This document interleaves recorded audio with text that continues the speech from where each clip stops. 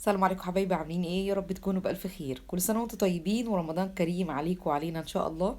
ربنا يجعلها ايام كريمة ودعائنا ان شاء الله يبقى مستجاب. اول حلوياتنا النهاردة هي رموش الست، من الحلويات الشرقية اللي بجد طعمها حلو جدا، ناس كتيرة قوي بتحبها. صنف سهل جدا وبسيط كده، ما بياخدش وقت كتير مننا.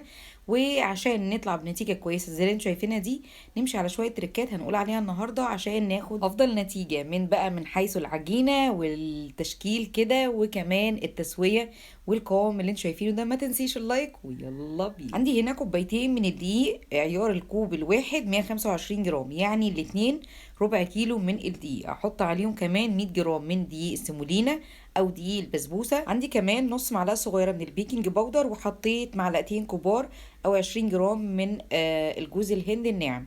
وكمان عندي هنا رشه بسيطه من الملح. هقلب كل المكونات دي تقليبه كويسه جدا ومش هتتنخل ولا اي حاجه. وكمان لو عايزه تضاعفي الكميه بنضاعف المقادير اللي انت شايفاها دي. نيجي بقى هنا لتاني خطوه. انا هحط على المقدار بتاعي ده بيضايه واحده وكمان كيس من الفانيليا، او لو عندك الفانيليا سايله تبقى معلقه صغيره. هربهم بشكل كويس جدا. وانا عملت الخطوه دي عشان هنزل عندي بالبيض كده على خطوتين مش خطوه واحده. هنا بقى بالنسبه للماده الدهنيه عندي زبده، وكمان هستعمل معلقه سمنه. الزبده دي عيارها قد ايه؟ 120 جرام، يعني نص كوبايه من الزبده. ويفضل جدا تبقى بدرجه حراره المطبخ على اساس ما تبقاش مجمده معاكي وتبقى سهله كده في انك تضربيها على طول. هنا بقى دي معلقه السمنه، يعني ممكن تبقى من 20 ل 25 جرام. يفضل جدا تبقى بلدي، بجد بتغير لك من طعم رموش الست جدا، بيخليها طعم بجد حلو قوي.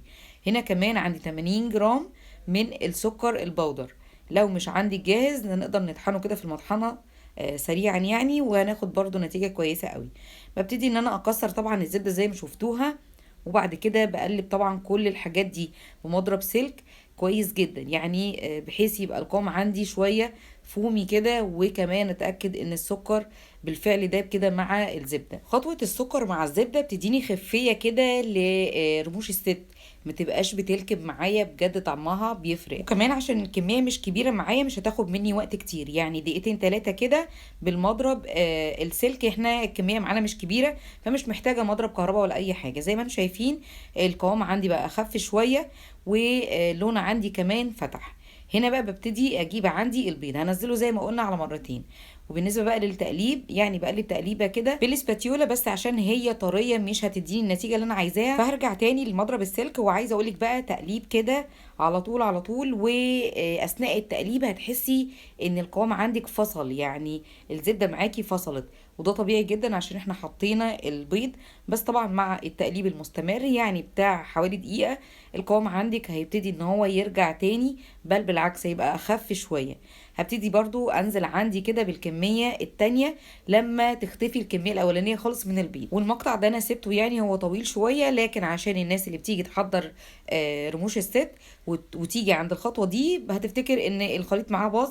لا، هو ده طبيعي جدا على فكره. زي ما انتم شايفين التقليب السريع كده المستمر لحد ما القوام يرجع تاني زي ما انتم شايفين. كده بقى تمام جدا معايا، برضو مش هياخد مني وقت خالص. كده بقى وصلت القوام اللي انا عايزاه. رفعت عندي بقى كده المضرب وابتديت اقلب تقليبه بالسباتيولا. زي ما انتم شايفين القوام بقى اخف وبقى هش جدا. هنزل عندي هنا بقى بالدقيق اللي احنا حطينا عليه دقيق سيمولينا والبيكنج باودر، وحطينا كمان الجوز الهند ورشه الملح. هقلب بقى تقليبه سريعه كده بالسباتيولا، لكن بعد كده الشغل هيبقى بايدي، اقدر احس العجينه اكتر. وعايزه اقولك ان احنا ما زودناش دقيق تاني خالص، المقدار ده مظبوط جدا اللي هو 250 جرام من الدقيق. وطبعا بقيه الاضافات التانية.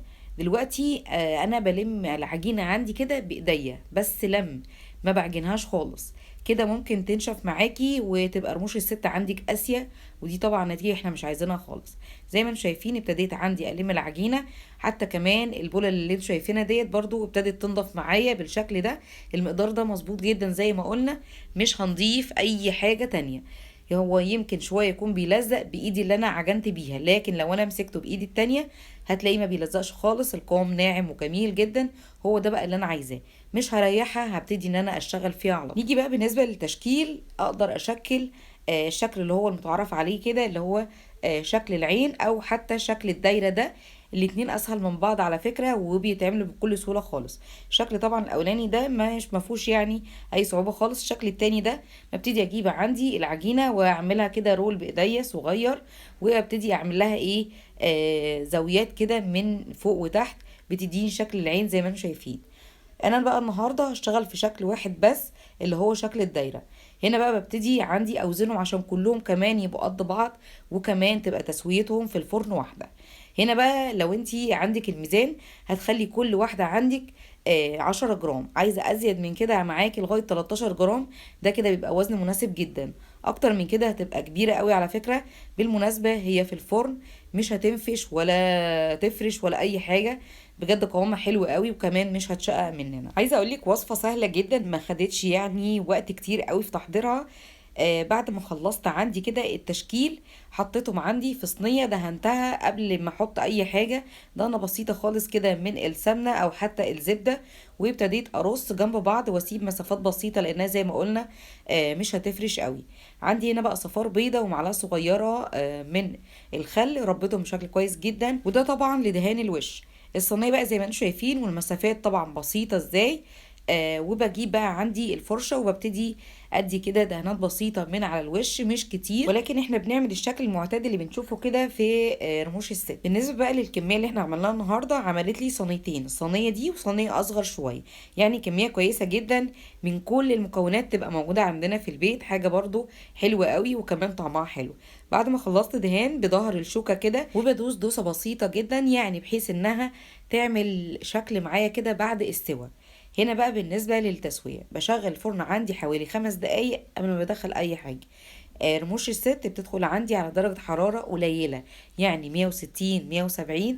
في الرف اللي في النص ببقى مشغلة من تحت بس، لحد ما بتاخد لون كويس. اطفي واشغل عندي الشواية وابقى موطية خالص خالص كده لحد ما كلهم ياخدوا لون واحد. بالنسبة بقى للشربات بتاعها بيبقى متوسط، مش تقيل ولا خفيف. كوبايتين من السكر على كوبايتين من المية، وباخدهم عندي كده ما بقلبهمش، بحطهم على النار. اول لما بيغلي عندي الشربات بنزل عصرة نص ليمونة، اقلب تقليبة كده واسيب عندي الشربات ده يغلي حوالي 6 دقايق على نار هادية، وبعد كده يبقى جاهز معايا. بالمناسبة رموش الست بتبقى سخنة، وكمان الشربات بيبقى سخن، يعني هنعمله معاملة البسبوسة. هنا كانت عندي نص التسوية زي ما انتم شايفين، ابتدت تاخد لون من تحت، وهطفي واشغل عندي الشواية. الشربات هنا بقى عندي سخن جدا، حطيت عليه معلقة صغيرة من السمنة، بجد بتدي برضو ريحة ونكهة حلوة قوي لرموش الست. وهنا كمان الصينية كانت طلعت وسخنة جدا، يعني شربات سخن وكمان الصينية عندي سخنة. زي ما انتم شايفين اول ما نزلت عندي بالشربات، سامعين بقى او شايفين التش دي كده، تبقى الدنيا ظابطه جدا. ما ينفعش الشربات يبقى بارد، مش هيطريلك رموش الست. كمان ما ينفعش رموش الست اطلعها شويه وتبرد معايا، مش هتطرى وتنعم معاكي كده، هتبقى ناشفه، وكمان مش هتشرب الشربات. وعايزه اقولك ما تستكتريش كميه الشربات اللي احنا حاطينها دي، هي هتتشرب، وفي الاخر اللي هيفيض هنبتدي ان احنا نشيله خالص. بسيب الرموش عندي كده في الصينيه حوالي 10 دقايق، ظهرها كده يتشرب الشربات، وبعد كده احركها واقلبها على الوش بتاعها برضو ياخد نسبة شربات كويسة، وكمان تبقى طرية كده وجميلة معايا.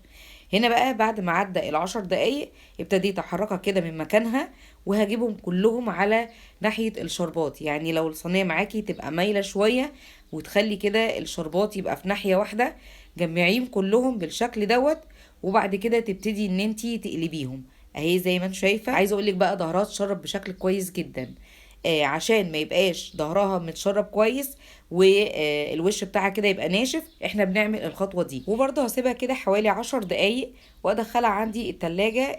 رموش الست من الحاجات اللي هي بتتقدم باردة، بجد مفيش احسن من كده خالص، ووصفة سريعة وجميلة.